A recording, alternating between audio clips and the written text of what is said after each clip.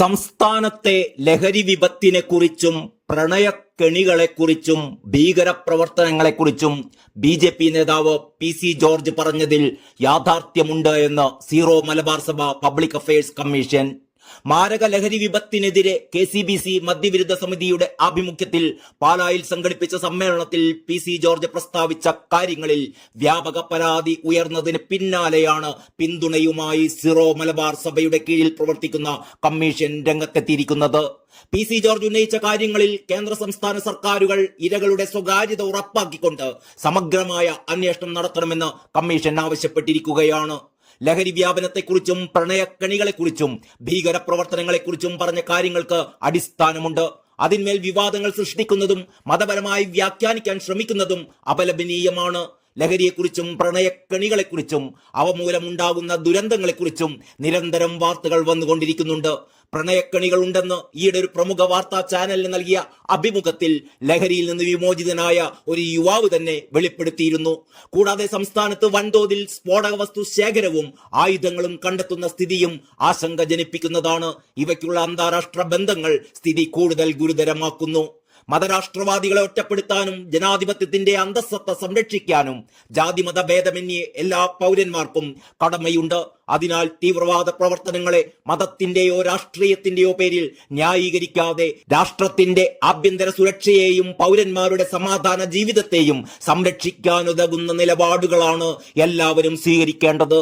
PC. George ഉന്നയിച്ച വിഷയങ്ങളിൽ ഇരകളായവരുടെയും കുടുംബങ്ങളുടെയും സ്വകാര്യതയും സുരക്ഷയും ഉറപ്പാക്കിയുള്ള ഉന്നതതല അന്വേഷണം നടത്തണമെന്നും zero Malabar public affairs commission കേന്ദ്ര സംസ്ഥാന സർക്കാരുകളോട് ആവശ്യപ്പെട്ടു.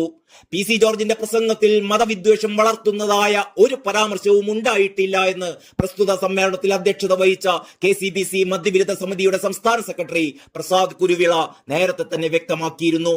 പാലാ ബിഷപ്പ് വിളിച്ചു ചേർത്ത കെ.സി.ബി.സി. മദ്യവിരുദ്ധ സമിതിയുടെ ലഹരി വിരുദ്ധ സമ്മേളനത്തിലായിരുന്നു പി.സി. ജോർജ് പരാമർശങ്ങൾ നടത്തിയത്. ഈ സമ്മേളനം പൂർണ്ണമായും രൂപത അതിർത്തിക്കുള്ളിലെ എം.പിമാർ, എം.എൽ.എമാർ, ജനപ്രതിനിധികൾ, പി.ടി.എ. പ്രസിഡന്റുമാർ, ഹെഡ്മാസ്റ്റർമാർ, പ്രിൻസിപ്പൽമാർ എന്നിവർ ഉൾപ്പെട്ടതായിരുന്നു. മാരക ലഹരി വിഷയത്തിൽ നിലപാട് വ്യക്തമാക്കാനും പരിഹാര നിർദ്ദേശങ്ങൾ ചർച്ച ചെയ്യാനുമായിരുന്നു യോഗം വിളിച്ചു ചേർത്തത്.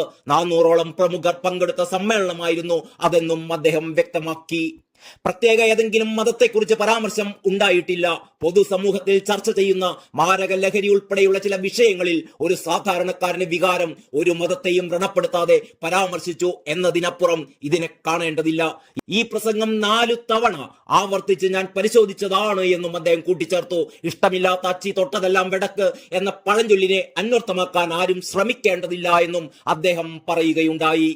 പി.സി. ജോർജിനെ പിന്തുണച്ചുകൊണ്ട് മകൻ ഷോൺ ജോർജും രംഗത്തെത്തി. പി.സി. ജോർജിന്റെ നാവിന്റെ താക്കോൽ പൂട്ടി പോലീസിന് കൊടുക്കാൻ ഉദ്ദേശിക്കുന്നില്ലെന്ന് ഷോൺ ജോർജ് പറഞ്ഞു.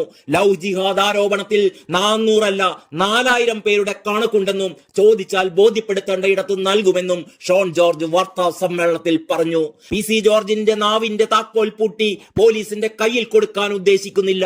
ഇവിടെ ഏതെങ്കിലും രീതിയിൽ സംഘടനകൾക്കെതിരെ പ്രതികരിച്ചാൽ ഉടനെ കേസെടുക്കുന്ന നിലപാട് പോലീസ് ഇനിയും തുടർന്നാൽ നിയമപരമായും രാഷ്ട്രീയപരമായും നേരിടുക തന്നെ ചെയ്യുമെന്നും കൂടി ഷോൺ ജോർജ് കൂട്ടിച്ചേർത്തു. വിദ്വേഷ പരാമർശ കേസിൽ കോടതി ജാമ്യം നൽകിയതിന് പിന്നാലെ കഴിഞ്ഞ ദിവസമായിരുന്നു വിവാദ പരാമർശവുമായി പി.സി. ജോർജ് വീണ്ടും രംഗത്തെത്തിയത്.